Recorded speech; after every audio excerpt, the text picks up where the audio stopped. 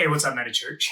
I want to take a second to talk with you guys about some of the things that are going on, obviously in our city, across the whole of our country, and maybe just speak into some of the things that are taking place, some of the things that I shared over the course of the weekend about steps that I'm taking, steps that we are taking as a church in order to help our church and to help our broader community be proactive in responding, proactive in listening, proactive in affecting change.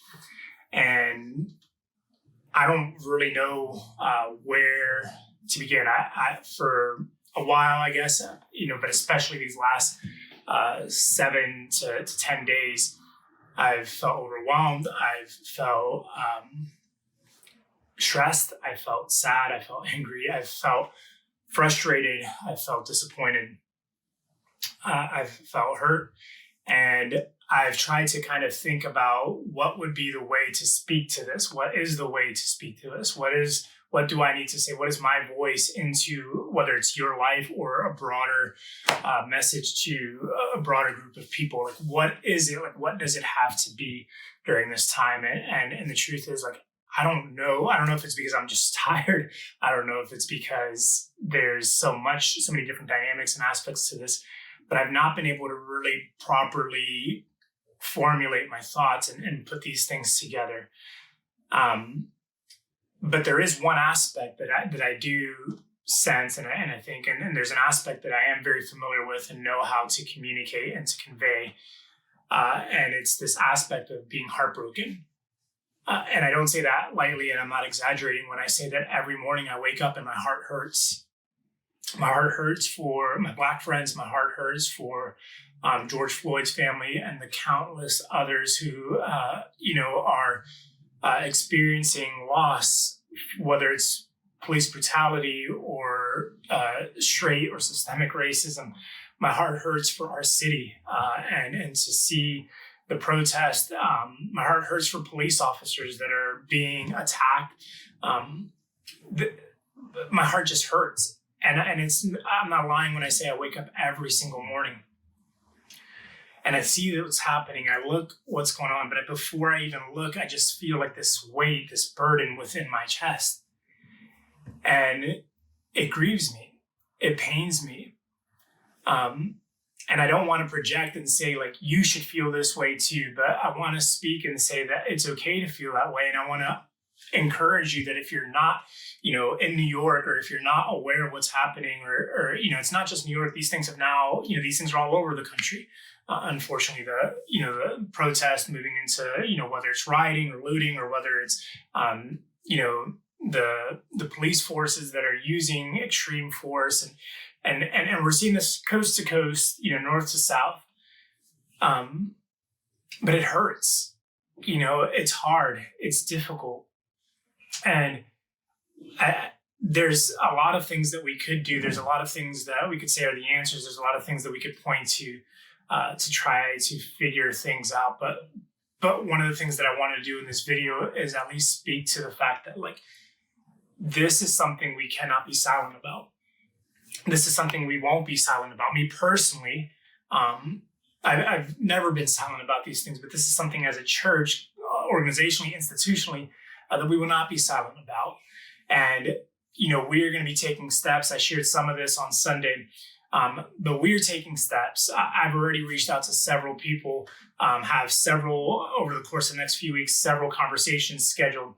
And we're starting with one of the answers that I think will help is just starting conversation, creating a dialogue, creating opportunities for our people to learn, to listen, to be educated, to be strengthened, to grow, to vocalize what they do or don't understand, and collectively to respond in light of what we're hearing. And I'm going to be recording these conversations both via video and audio, and we're going to be sharing them on Meta's podcast, but we're also going to be sharing them on Meta and my personal social media.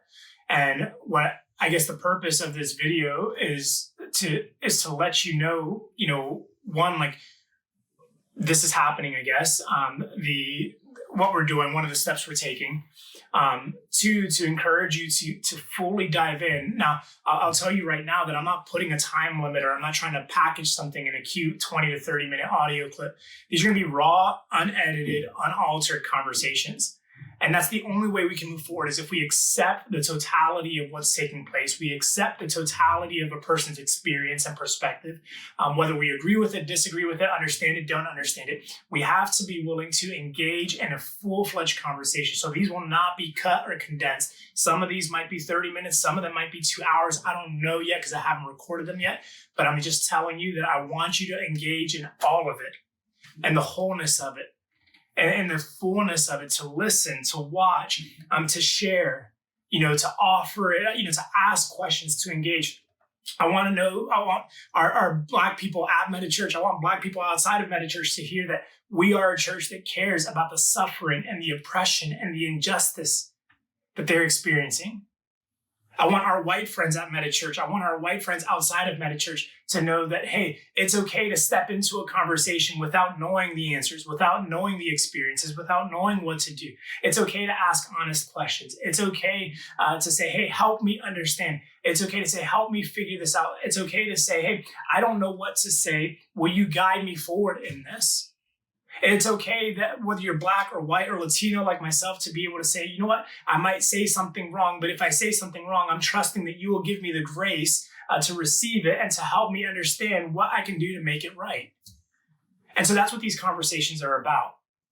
And so I want to encourage you to listen. I want to encourage you to watch. I want to encourage you to share. But most importantly, I want to encourage you to act. I want to encourage you to act. Because it's going to require all of us, every single one of us. There is no person who is watching this video that is removed or absolved from responsibility. It happens first within us, then it happens in our home or with those around us, and then it happens with the system or the broader institutions that we are a part of. And we all have a personal responsibility. If you are a follower of Jesus, you have a personal responsibility to be a part of this change. And this is our small step, a first step in doing this as a church. And I want to invite you to be a part of it. So I hope you hear my heart. I hope you understand where I'm coming from. And I hope that this inspires you and compels you to want to be involved and to want to make a difference. I love you guys. And I really believe that MetaChurch, we are called to change this city. And if we can change this city, we can change the world. So let's be a part of changing ourselves so that we can change the city, so that we can change the world.